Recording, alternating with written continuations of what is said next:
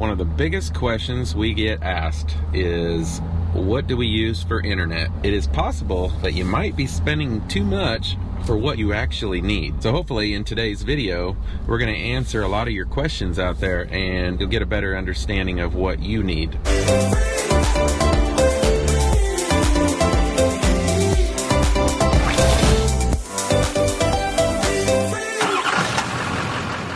So when we first started about a little over 2 years ago, the only expensive equipment we bought right away was a WeBoost. It was a 4G XRV. It was about $500.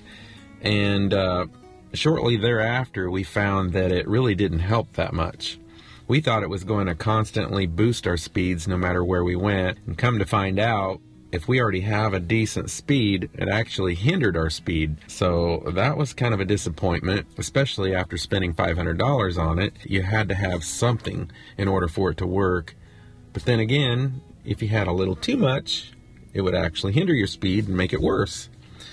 So it wasn't very helpful. One thing to keep in mind, if your speed is a little slower, it's going to take longer to get that email sent. If it's faster, it's going to go quicker. So those are the times that it's really going to help the most.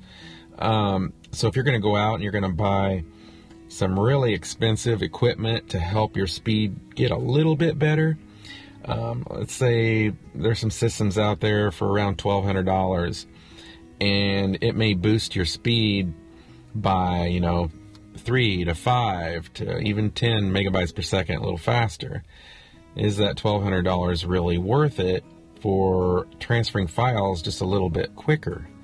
And a lot of times it's not a huge difference. On the other hand, if you're streaming videos, doing FaceTimes, doing Zoom meetings, Skype, your speeds are only going to help to a certain point, because you need a certain speed just to get HD quality or standard definition quality.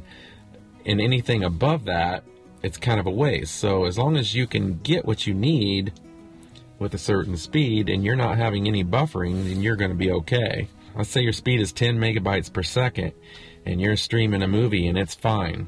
Well, if you have 100 megabytes per second, it's not going to change your experience with that movie. You really have to ask yourself if any of this equipment is really worth it. We stay pretty much in a lot of Thousand Trails parks, as you probably know. Very seldom do we stay in other places, but when we do, it's usually like on an overnight when we're going from one place to the next. Usually when we're doing that on the weekend, when the only time we need our speed then is for streaming, usually not uploading a video, and Michelle's not working during the weekends. When Michelle and I first started, we were being really conservative. We just had one plan. We had a Verizon plan. We were going to test that and see how it worked, because Verizon works quite a few places across the United States. When we came to the West Coast, up Oregon and Washington especially, that's when we figured out we needed an AT&T plan, because AT&T works well there. So we only had one park that we had to leave the campgrounds and go work somewhere else. And that's in the last 2.5 years. So to us, we haven't really justified the need to buy such an expensive system. Now again, that is us. You may do a lot of boondocking in places where you need to pull in that signal a little stronger, where some of these systems is going to definitely help you.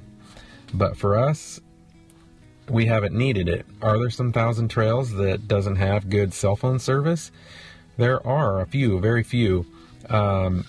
Pio Pico in Southern California down by San Diego, we haven't even went there before. We have not stayed there because did our research and found out and heard from other people that there's absolutely no cell phone signal. We just avoid that place. It's down by San Diego. There's plenty of other places to stay, and then we just take our car and drive to San Diego when we want to go to San Diego.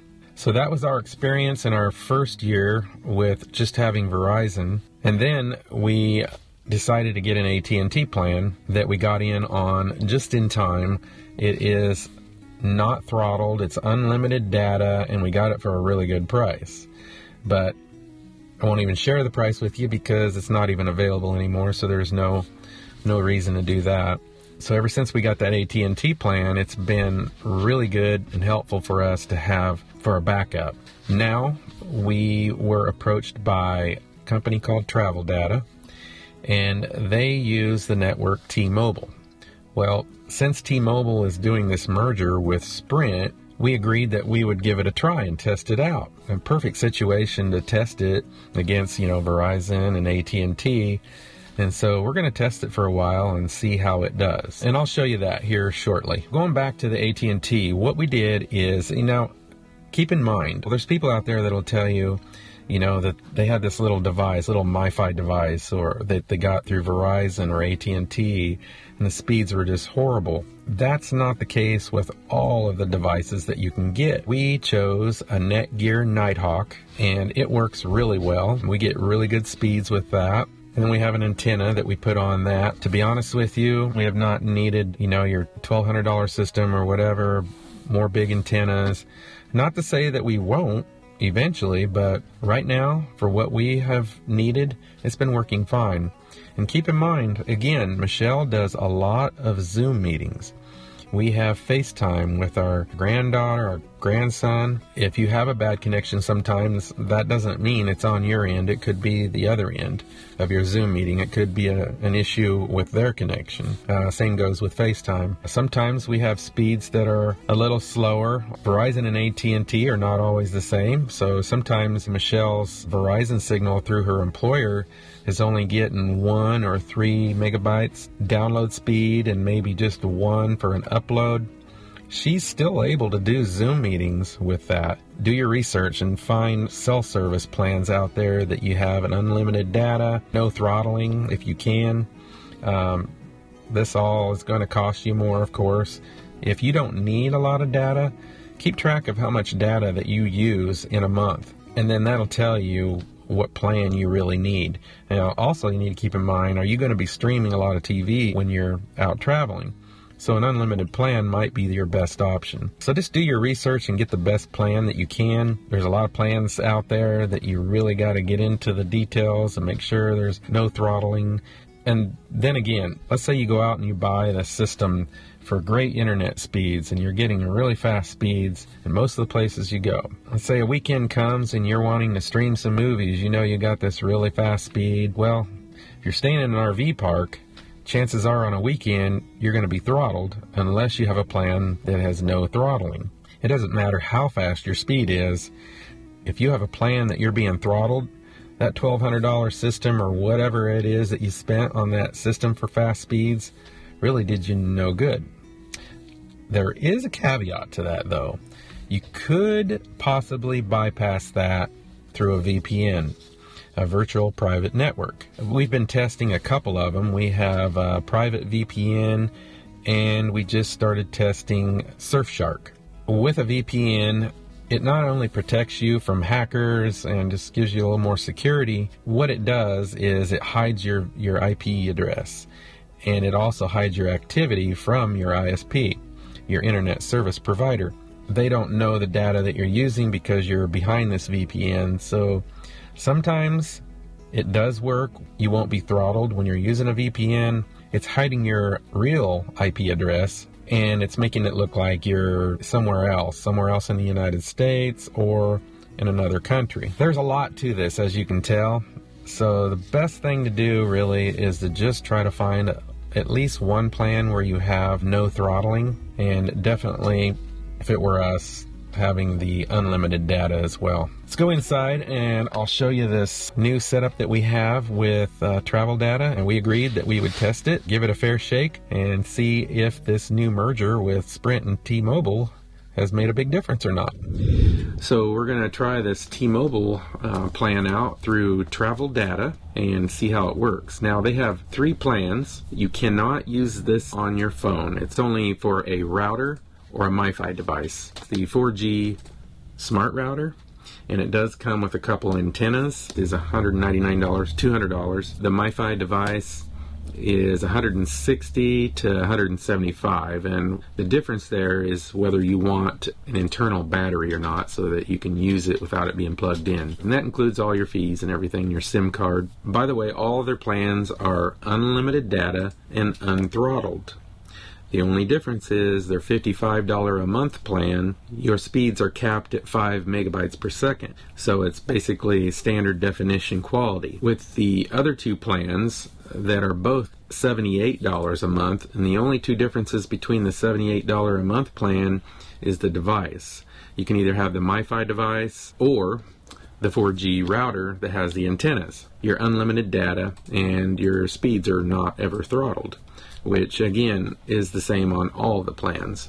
So again, your only difference is the lowest plan, your speeds are capped at 5 megabytes per second. 5 megabytes per second, you still can do a lot. You can still stream. So even Michelle, with a lot of her Zoom meetings, she's had Zoom meetings that went fine at 2 and 3 megabytes per second. So for your up and download speeds. So it should do just fine for that. The one, again, that we're going to test is going to be the $78 plan a month with the 4G smart router with the antennas.